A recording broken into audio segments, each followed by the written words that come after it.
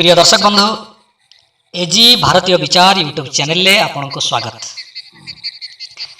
आज आलोचना पुराण पृष्ठार एक छोट कहानी। कहानीटी हेउची ऋषि दुर्वासा बहु तपस्या एवं साधना करी अनेक शक्ति आउ सिद्धिर अधिकारी होते। दिने तांका मन रे एक संकल्प जागिला, धर्म देवता को प्रसन्न करी तांकर दर्शन लाभ करेंगे।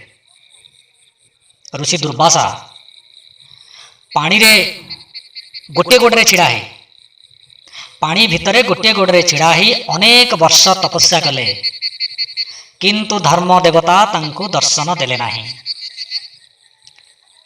ऋषि दुर्वासा मन रे क्रोध जाग्रत है।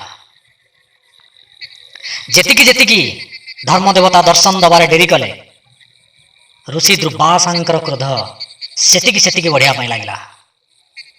क्रोध तांकर चेतना को संपूर्ण भाव रे अधिकार करनेला।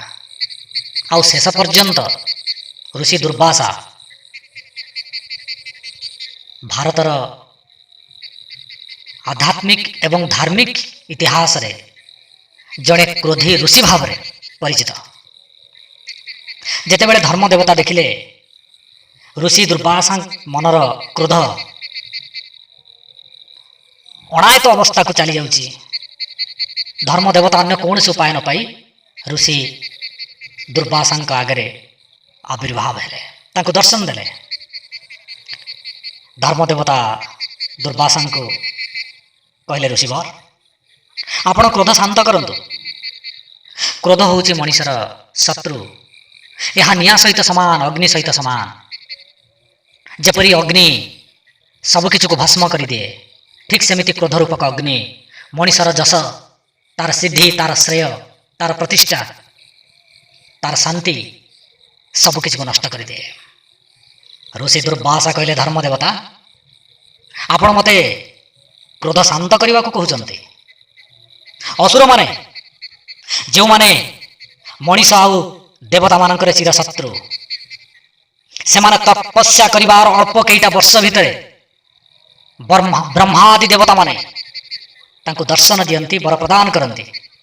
मु आपण को जल भितर गोटे गोड़े अनेक वर्ष काल तपस्या कला परे मध्य आपण मो प्रति निष्ठुर रही, तेणु मो क्रोध शांत हेब नाही।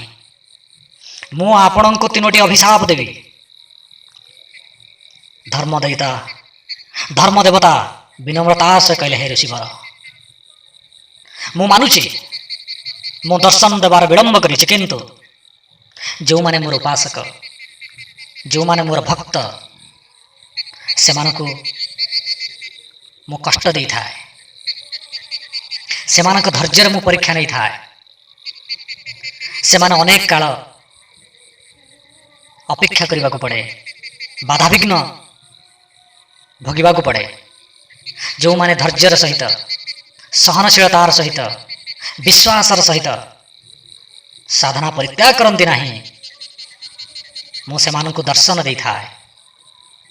आउ से माने मृत्यु परे परलोक रे चिरकाल आनंद रे जीवन बितांती। धर्म देवतांकर ए प्रकार विचार सुनला परे ऋषि दुर्वासा मन क्रोध आहुरी द्विगुणित है।